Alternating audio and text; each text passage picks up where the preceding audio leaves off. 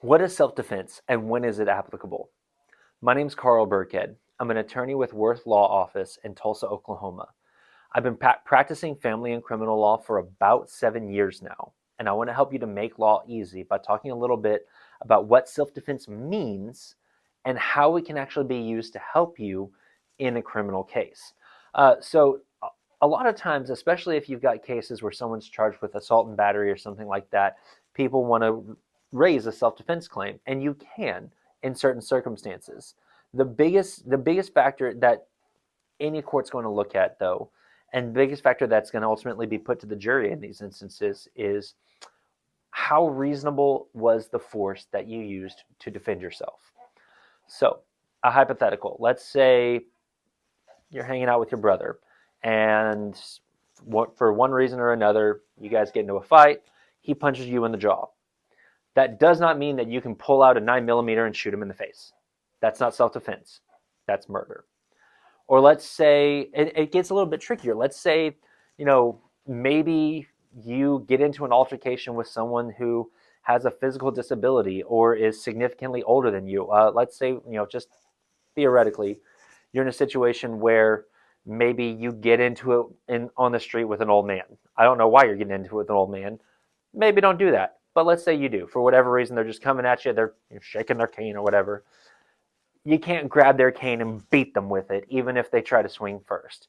You had to figure out what it all comes down to how reasonable was the force, and was that force enough to just like de-escalate the situation, or did you then end up becoming the attacker? Um, and it gets to be kind of a weird line. I had a case a while back where my client was initially the aggressor. Obviously, I'm not going to go into details, but suffice it to say that he did enough, like he was banging around, making threats, damaging property. And so the guy that he was just going at it on finally came after him back. He and his buddies started chasing him, and they're running, running, running. All they had to do was let him go. I mean, he was off the guy's property. He was no longer the aggressor. He was hightailing it out of there. All they had to do was let him go, but they didn't.